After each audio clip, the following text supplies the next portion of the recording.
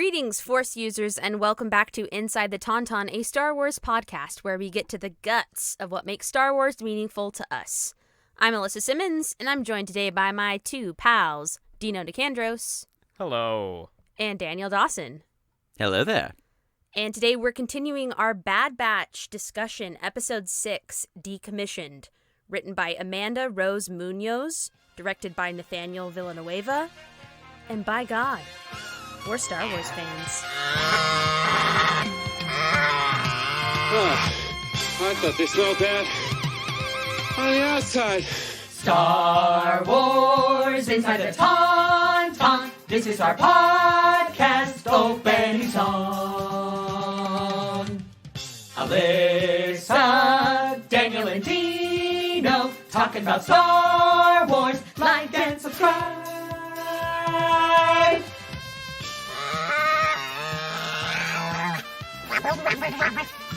Ooh, this one was fun. I enjoyed it a lot. It was fun. Fun, another side adventure, but we got to... But an important journey into our Wrecker Ouchie journey. Yeah. Oh, man. It I love that the thing. It's so bad. The one thing that we predicted that's correct so far is the Wrecker Ouchie journey. He's just like, ooh, it really hurts now. It really hurts. And this one was like, you know, writhing on the floor in pain. How And many also episodes are there? starting to 13? say we don't have a his- ton of room to keep going hurt with that. more before it gets just Before his head explodes. before he's just insane. Before it's completely out of control. But it's... he started to Hearing whisper Crosshair's the voice in his head now. Yeah, Yes, that's starting to get a little... Crosshair saying, his, Every soldier. good soldiers follow orders. Yeah. Good soldiers poop on my Follow chest. order. Okay. Wait a minute, that's how it was. Wait, what's wrong with this order 66? Oh, that's order 67. Oh boy. No. Gross. But yeah, when the episode started out and Sid was just like fully briefing them on this mission, I was like, wait, are they actually working for them now, or what is happening? And then Hunter did have a line that was like, we haven't even decided if we're gonna work for you yet, because He's like, no, you're in. No, I decided you are. yeah, Sid was like, Yeah. no, Oh. you're doing it. Oh, all right. But yeah, Cool. for the first like 2 minutes, I was like, wait, I guess that's the new thing. okay, then. I guess they just work for her now. But they did clarify that. It felt when they arrive for their mission, I don't know about for you guys, but it felt like the beginning of Fallen Order video game. Oh yeah. I could see that. Yeah. It felt the so much like decommissioning. it, and especially when Wrecker has to like swing on that thing to get over. Mm-hmm. There was a part of that beginning of that game that I had to look on YouTube on how to get past a certain section, because I was just like, God, you stupid thing! Why can't I attach my arms to it? Damn it. Although, Yeah, I mean, also, not just in the, but also in the theme too, because it was sort of like about, just the transition from war times into other war times. Right. Exactly. Well, the world building is exactly taking cues from Fallen Order, the decommissioning plant, the wiping away of the separatists, and it was also that whole sequence on the conveyor belt was like Attack of the Clones. It was- Totally, yeah. Yes. But just seeing it from a different angle, they're taking droids apart as opposed to being in a droid factory. Yes, Attack of the Clones verse mashup with Toy Story 3 Yes. Yeah, sure. on the conveyor belt, like into the fire. I was like, I was gonna say that I was curious if you guys got the same feeling though when they first got to the factory, like the way that they were shooting. Oh my god, like as if it's the camera, but I mean it's kind of what it feels like. It's very cinematic, but the way that the angles were done and the music and the art of it all kind of felt very like like horror film-esque. Like, Yeah, it was scary. right? It was a scary like with all the mission. not body parts, but kind of body parts like everywhere. Yeah, and... the droids all like disassembled and Yeah. It was very spooky themes. absolutely. Spooky dookies. Yeah, so essentially as far as like plot is concerned for this episode, really the plot was them being sent They had to get their MacGuffin on this mission to retrieve a tactical droid and bring it back to These Sid. bastards. It's so weird that the droid's name happened to be MacGuffin. Yes. MacGuffin, Yeah, Sergeant MacGuffin, actually. Sergeant MacGuffin, Yes, the tactical Dr. droid. Sergeant. And these bastards, if you think back to Clone War, we saw them a fair amount, and they are essentially the droid generals on the ground, and they have this control all the adaptive others. ability that every time they send droids into combat, they learn their opponent's tactics The and maneuvers. adjust for the next time. Which so is, these guys are very valuable. Yeah. Yes, indeed. And the nice thing about having Omega with them during these missions is if you're not completely clear at like what, like you just said, like, oh, well, why is a tactical droid better than another droid? They're able to just like, have that exposition there because Omega is like, why do we want, like, why do they want that over another droid? And they're like, well, because they learn and develop. Right. And that makes them very valuable and They very gave us scary. a nice little door. Which, yeah, and it begs the giant question of the episode. This is skipping ahead, but knowing that these droids have adapted to clone tactics and are very good at combating them, who would want to Who wants procure one, these? knowing that the Empire still employs clones? Correct. Right. And Yeah, I want to so- get into a real discussion about that in a little bit because I have Yes. But not right now. Don't you dare. not now. No, but that's we all know who it is, and it's I mean, Jesus starts with an Christ. M, and it rhymes and, with Paul. My mother. it rhymes with Kit Fisto. There it is. There it is.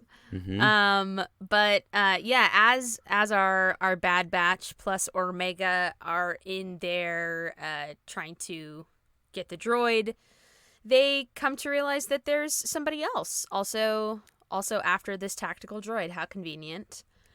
And did either of you have a idea about who they were? Oh, when immediately. when they started talking. Yeah. Their voices are so distinct. So distinct, yeah. And I think of like a tuft of their hair was kind of sticking out of their hat or something like that. I was just like, oh my God, yeah, that's iconic. Those gay haircuts were just Those like, fucking gay haircuts. I can spot it a mile away. oh god. Those damn Um, queers. Yeah, so we get an awesome appearance by the Martez sisters, who, if you watch We all Clone knew that Wars, we weren't done with them. No, there's no way. They're too awesome. Yeah. So if you didn't watch Clone Wars, that's confusing. Right, and also but- what's wrong with you? What is wrong with you?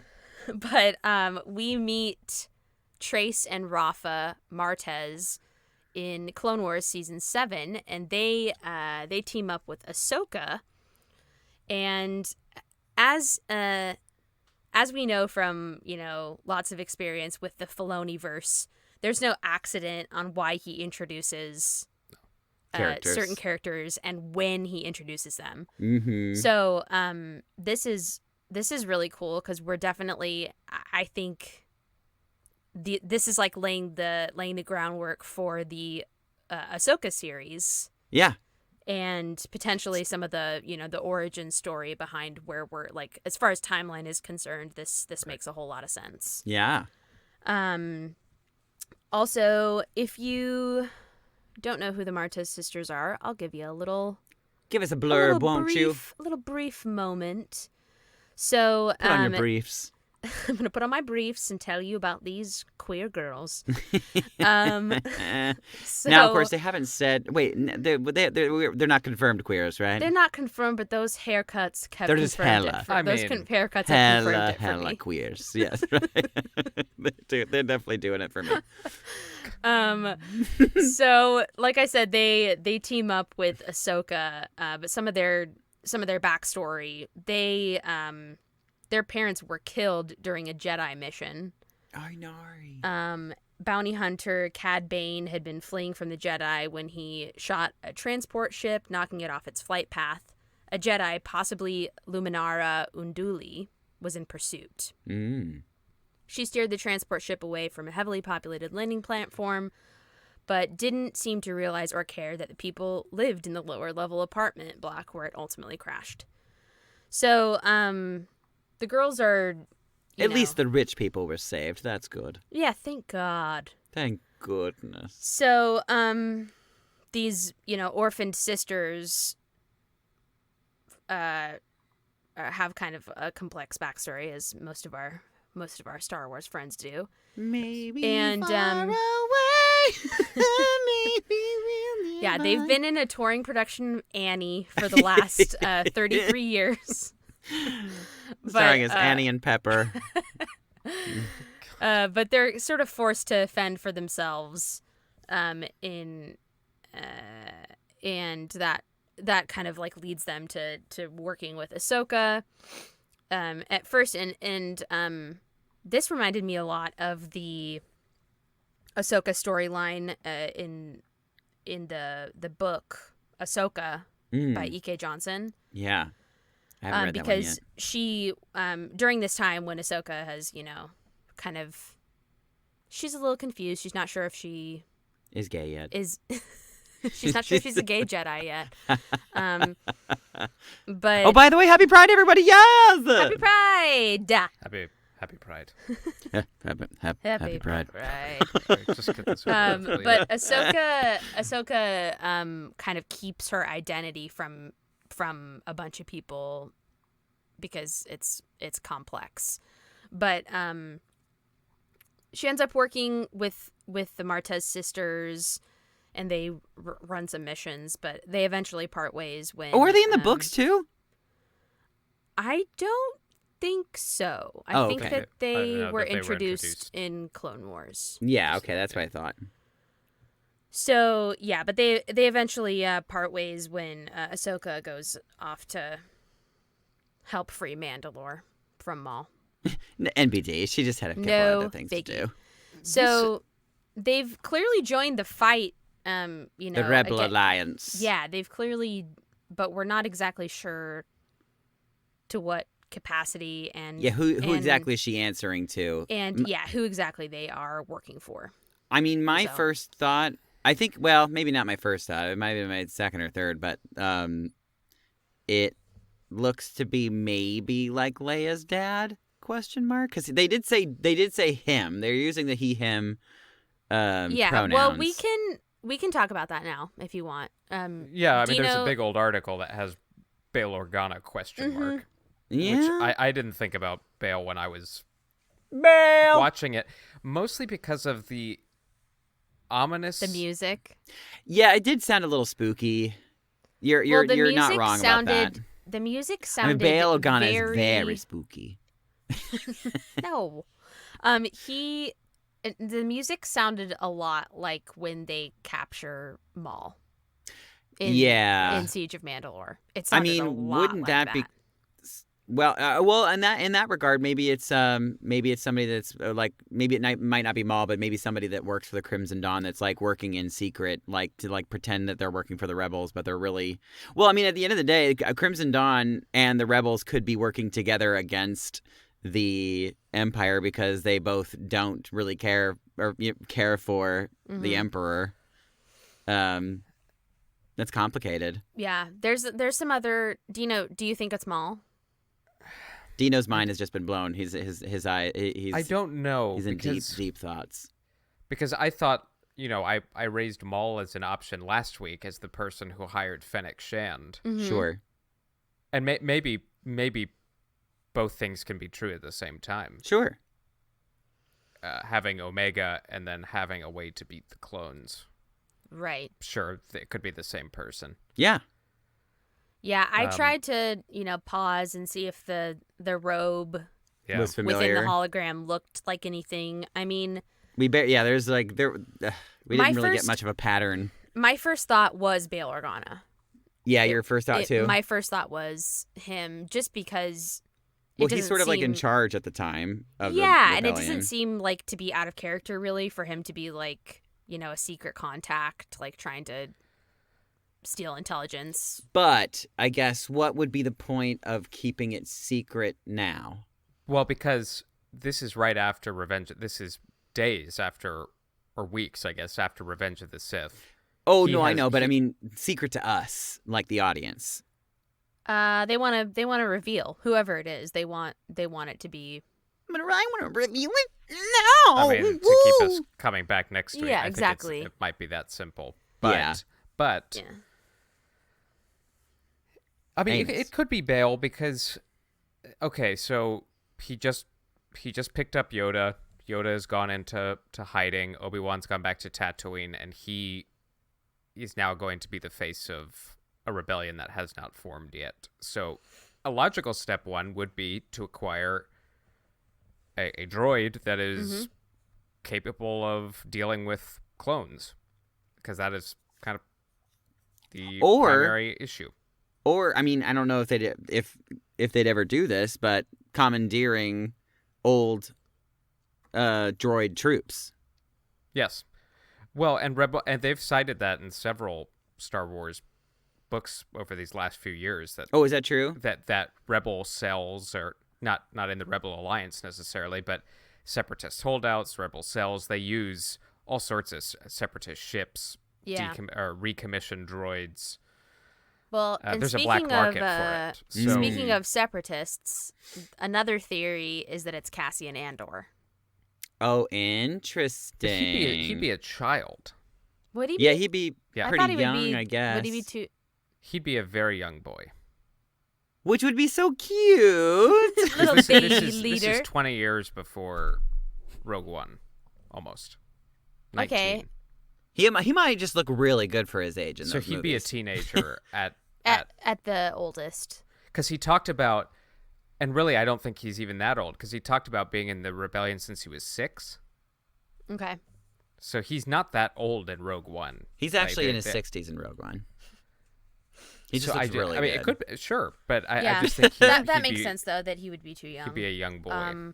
The other one, and I kind of liked this idea, was that it might be Sabe, who was one of Padme's handmaidens. Oh, the one who that's interesting. does the she dresses as She was the body double. Yeah. And She was included in a Darth Vader comic yeah, that's what I was gonna say. recently. She recently was in the 2020 run of the Darth Vader comics, and she's Wait, got am a I pretty crazy? Did she interesting- not? Did she? Was that like a big plot twist that she didn't die? Like That was was like Corday, the other one. Yeah, the other one. Oh, got it. Right. In Attack of the Clones, who dies on the platform. Yes. Yeah, Yes. but in Phantom Menace, it's actually a very young Keira Knightley. Yeah, I remember that. That's right. And as I was Oh my like, God! looking What if this Keira up- Knightley's coming back? Can you imagine? Well, somebody asked her, I don't know, like 5 years ago or something, like what it was like working on Star Wars, and she was like, oh yeah, she had no recollection of it really, and she was like, and they were like, well yeah, your character. She's like, oh yeah, Padme, and they were like, no, that's not who you played. Padme. Yeah. And she was like, oh, well, I guess they probably are not going to ask me back since I didn't even know my character's name. That's hilarious.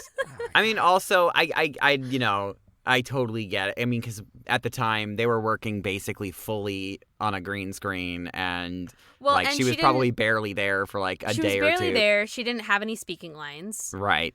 Yeah. And originally they thought that they were going to, I read this as I was looking this up.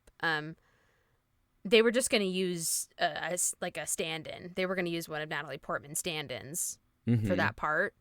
But then they were like, oh, wow, this girl looks so much like her. She's got something. She's got pizzazz. She's got lots of weird mouth acting going on. Let's get her in there. That's necessary. That it is. That's the thing that I'm. But I kind of like the missing. idea of it being her, on the inside, because she That's cute though. Yeah, that would be fun. Now, including Corellia in this episode, yes, I couldn't help but, and this goes back to Maul. Mm-hmm. I can't help but think it's no coincidence. We've talked a lot recently about little things that nodded to Solo. Yep. That suggested perhaps we could be getting a greater breadth of storytelling from that movie and that property. And we know we're getting the Lando series, which I assume will help fill in the blanks. And there has been talks about a quote unquote Solo 2 being a Disney Plus thing, either a series or a. It feels like we're about to be set up for something like that, and we don't. It is not yet announced, and this is just me speculating. But why do I feel like we're going to go to the Star Wars Celebration next year and they're going to drop a big old Solo bomb? Yeah, I could totally see it. That could very well be. And the Martez sisters could very easily be in that. Oh, well, yeah. The last Lando, comic, Maul, Kira. the most recent, and this is maybe a spoiler alert for people who are reading the comics, but the Darth Vader comic that just came out just brought back Kira. Yeah. So that's interesting.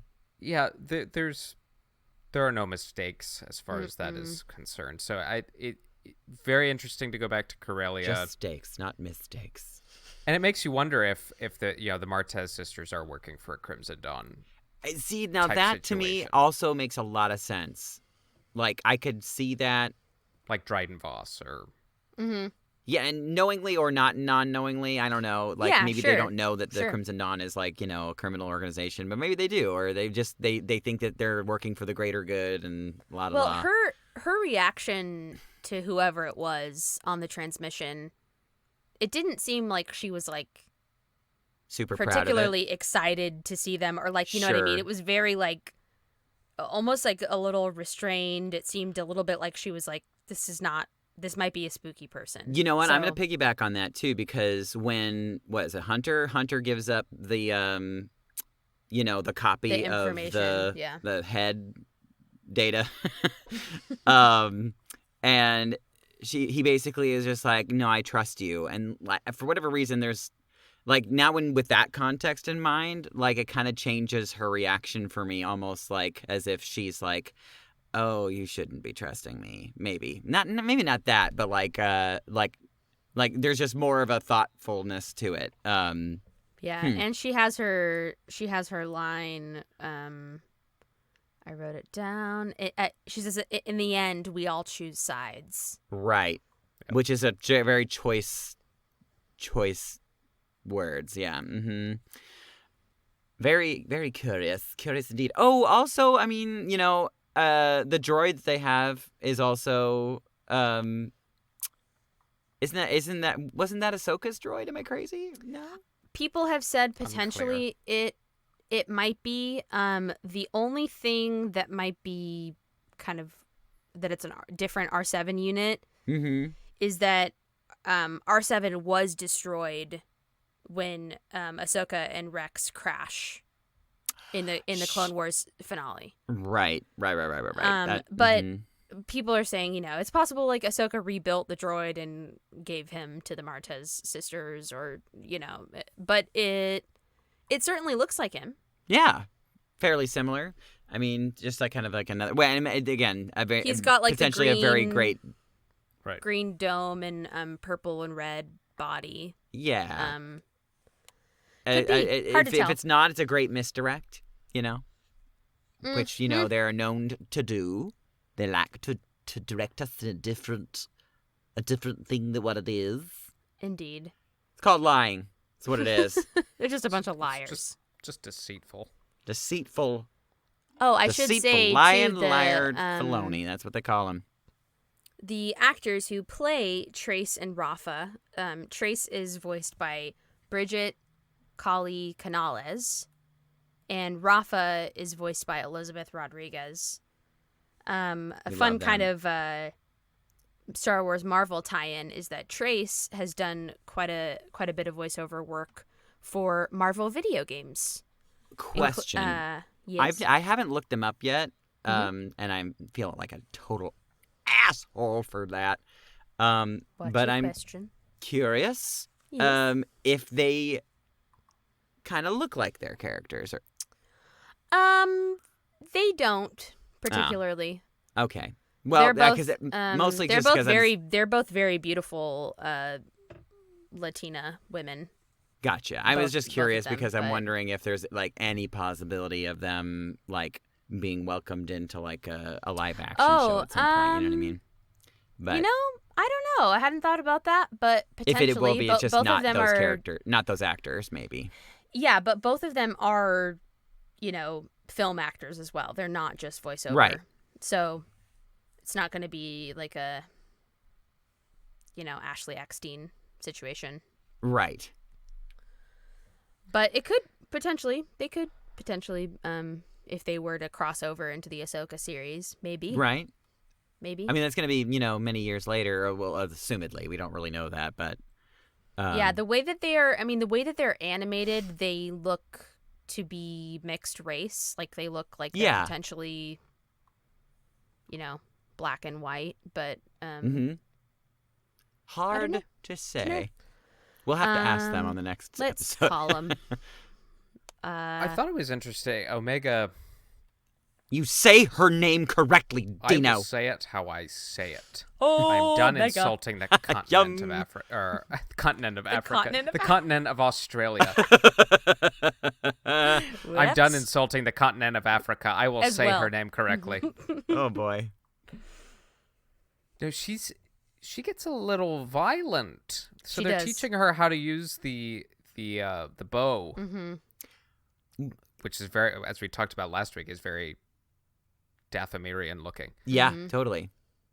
But she points it at Rafa and Ready I mean, to defend I don't think herself. she has an intention to kill, but there was a very tense moment of I was like, is she gonna kill her right now? like she could absolutely do it by accident. You just don't point that at somebody. So Well, yeah. she's With her little weak watching arms. her daddy batch guys. Daddy Batch? The dad batch. Have you seen these T-shirts? No. Is there a Daddy Batch shirt? There's a whole line of T-shirts with the Bad Batch on that calls them the dad. The dad batch? Oh, that's adorable. great. That's freaking adorable. That's like, wait, Yeah, how many it of was- them are there? How many Bad dads? Batchians? Hunter, Echo, Wrecker. Is it 5? It's 5. Mm-hmm. It's like 5 men and a little Australian. I don't know. We'll figure it out. It'll be. Yeah. No. Oh God. What were you just talking about? Omega being violent. Oh yes. Okay. So learning how to use the weapon. Yeah. You made me think about because like the last episode, I was just saying, oh, confirmed, she's force sensitive, but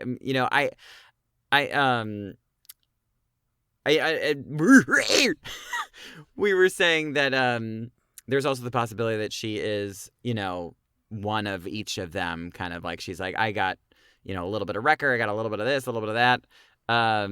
And I was thinking, oh, in the beginning of the episode, this is maybe confirmation that she's not like that, because this would She's be not like any good with it. yeah, she's like terrible Yeah. with this thing. And if it was Crosshair was doing it, I'm sure he'd just pick it up and be like pew pew pew, and it'd be like no big deal.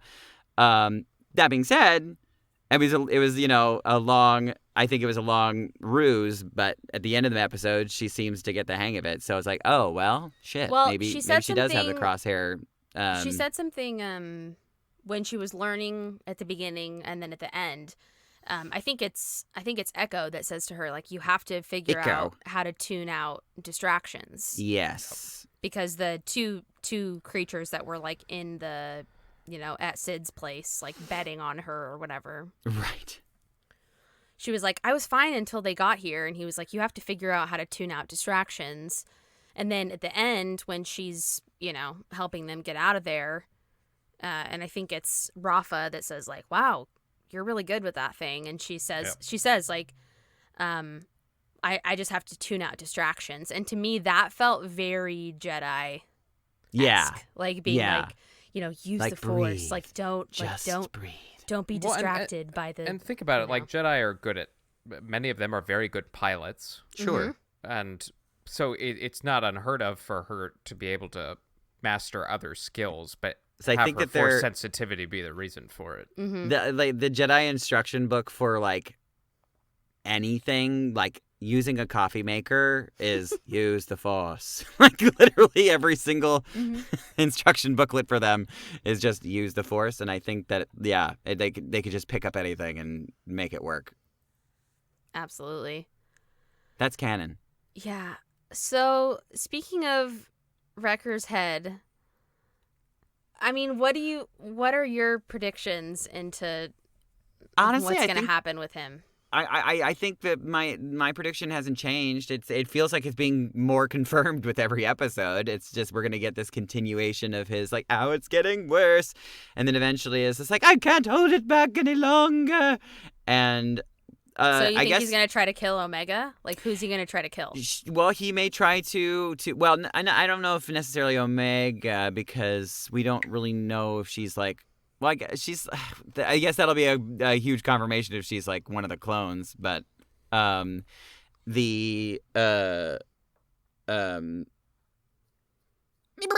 no, he's supposed to be killing. Well, I don't know. They're just their order is to just kill the Jedi. all Jedi. Right. Yeah. So maybe if that would be a huge confirmation if we find out that she actually is a Jedi and then he tries to get, that would probably be the moment. If we did find out that she was a Jedi, then Wrecker goes haywire and tries to kill her. Maybe. But I think it still stands for me that they're going to eventually find Rex, who will inevitably help them figure out how to remove their chips, and therefore saving him at the last second before he's able to, go AWOL. But I still don't think that they'll make it in time for Crosshair. I think that he's gone too far. Yeah. Crosshair, yeah, we talked about it. Crosshair might have like a Ben Solo last minute. Yeah, where he'll redeem himself-ish, but not enough to bring him back. Yeah. Right. Yeah, so he'll probably have to die. But maybe not. We'll see. We certainly will.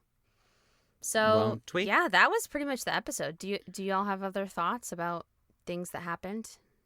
Other things that happened. Or, just thoughts or feelings. Well, I guess Well, the other thoughts and feelings we sort of kind of talked about it, but who do you think asked? Yeah, who do you think you are? Who do you barging think? in First on of me all, and my guitar? who do you think you are? Second of all, that was our musical reference for the day. We already did an Annie one, so we're Oh, two. you're absolutely right. Yeah. Okay, we got two. Good. No, who asked Sid for this? For the droid. The droid head, Oh. well, that's the thing. So Sid used to work with the Jedi. right? Mm-hmm. Maybe that's Bail Organa. Oh, that would be an interesting twist. You're gonna have competing parties. Sure. Well, because we're not the so Rebel putting- Alliance yet. No. This is days after Revenge of the Yeah. Sith. Right. We're There's not just there pockets of rebels. Yeah. And this guy is still a senator in the Senate. He has not revolted. He has not. He's just publicly. revolting. Right. So, but he has to keep up the appearance of good governance. Like Yeah, the Senate playing has along. not been dissolved. Like he is in Palpatine's government now. So if he were to be involved, it would probably be through a third party. Yeah, that makes all the sense to me. So maybe it is Maul and Organa on the other side, Ooh. and they don't know about. I mean, they don't know about each other, but And a great misdirect if they're like, trying to make it seem like what's their faces are on the good rebel side, or Sid could turn out to be. Sid could a just problem. Sid could be taking money from whoever is giving her money. Yeah.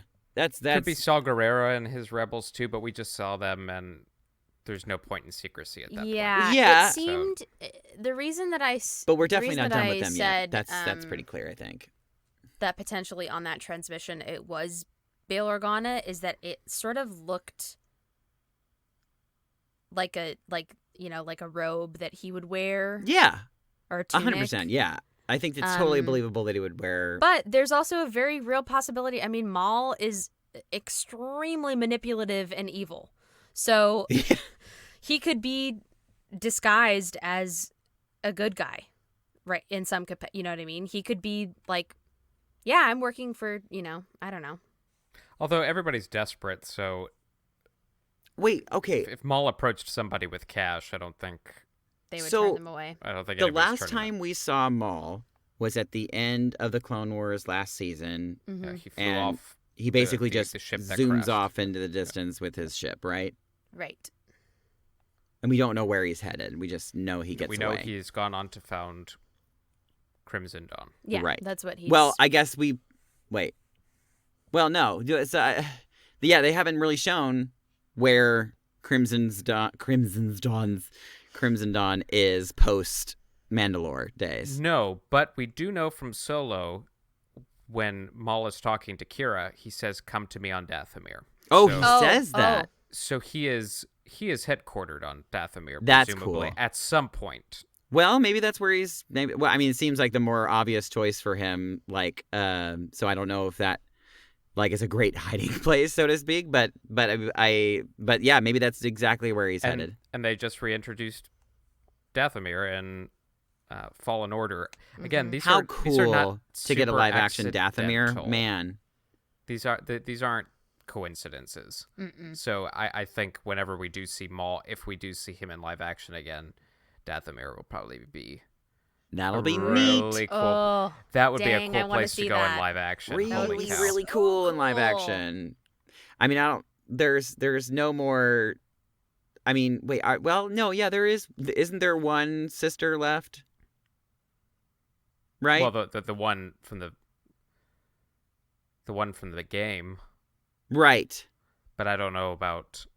She was all the like, others isn't are she like literally dead. the last I one? think everybody else is dead. Right. All the Talzin and all the sisters are. So yeah, I wonder if they'll Ooh. somehow figure out a way to like, make them not completely gone, or if they're just gonna talk about them as if they're like an old dead. Well, yeah, there's something kind of poetic of Maul setting up headquarters in a graveyard Yeah, Mm. sure. where his people die. I mean, like his. Yeah. Because all of his kind, well, they're not all gone because we see them in like Mandalorian and other things too. Yeah, but, I guess he's a Zabrak, but yeah, he and his brother were. Yeah, I mean, Night Basically. Sister adjacent. I mean, they're yeah, Mm-hmm. right. So many very ways interesting they could indeed. go, for sure.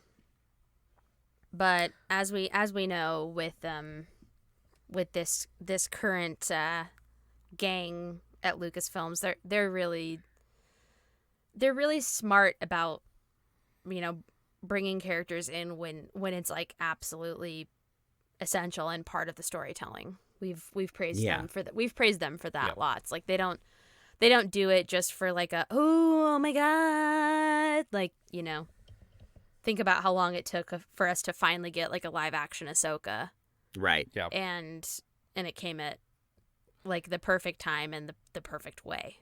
So Yeah, this is like the And, rise I of mean, Skywalker. This is all very well planned out. But it has to be said they've kind of they've taken the Marvel blueprint. Yeah, oh yeah, we've said that numerous And times. I think that's still holds true. However anybody feels about that, that's what they're doing, and that's why this sprinkling in of characters or themes or locations, don't discount any of it because it's probably going to be relevant at some point. Yep. Mhm. Mm-hmm. As minute of details as you might think they are. Mhm. Um, Speaking of Marvel, Oh, yeah. Are we going to talk about our new things that are coming up? yeah. Oh, woo woo! So we are just a couple days away from the Loki Lorky! season premiere. Exciting. Oh, so man. we'll be hopping in and out of the Tauntaun, Yeah, it's, and what you can expect. you is guys are that going to get on, dizzy. On Mondays, you will continue to get Bad Batch, as you Mhm. have for these last 6 weeks. And on Fridays, you will be getting our Loki commentary.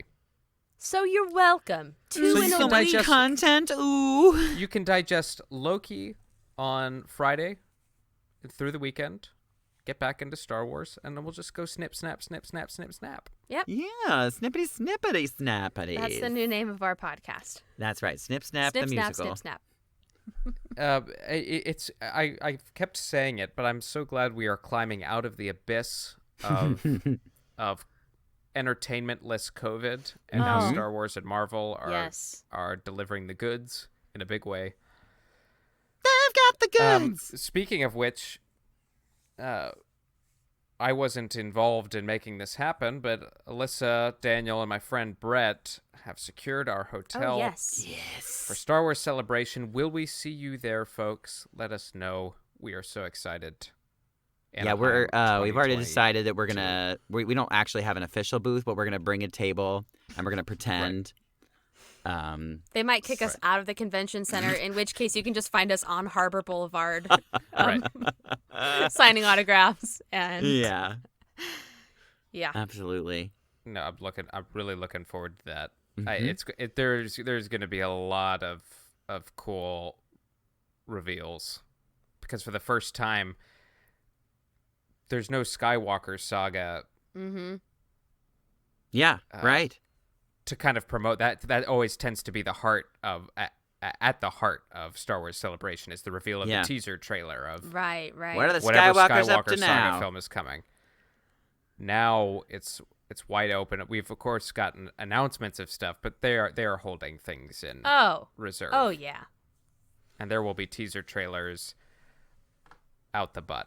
Kenobi, I'm certain. Oh, even if they give us I'm like just a fucking like glimpse of his look, like I that's what I see is it's probably gonna be like just like him walking into frame and then the fucking Kenobi like title. But even that is gonna make me cry.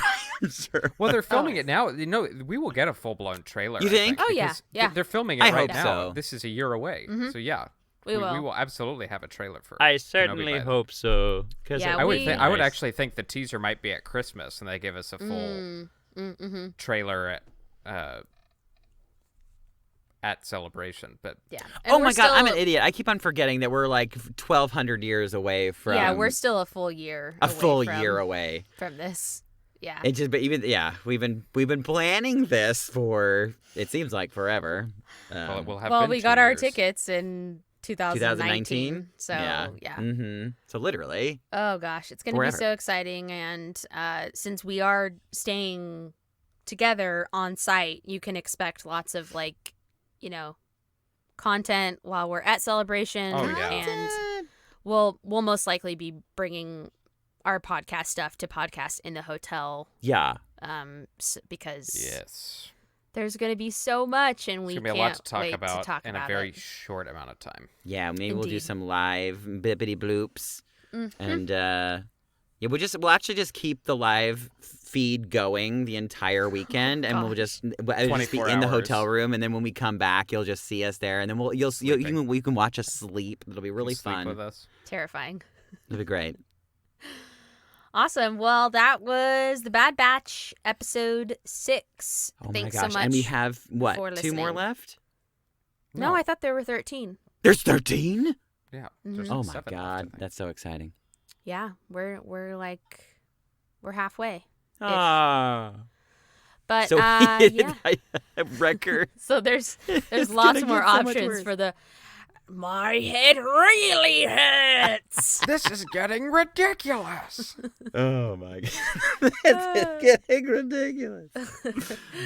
So anyways, thanks so much for listening. Like always, if you like what you hear, rate and subscribe on the podcast. Please. And I'm Melissa Simmons. And I'm Mephisto. And I'm AKA Ultron. Daniel Dawson. And I'm Dino Hayward Ultron. Awesome. May the force be with you. Always. See ya.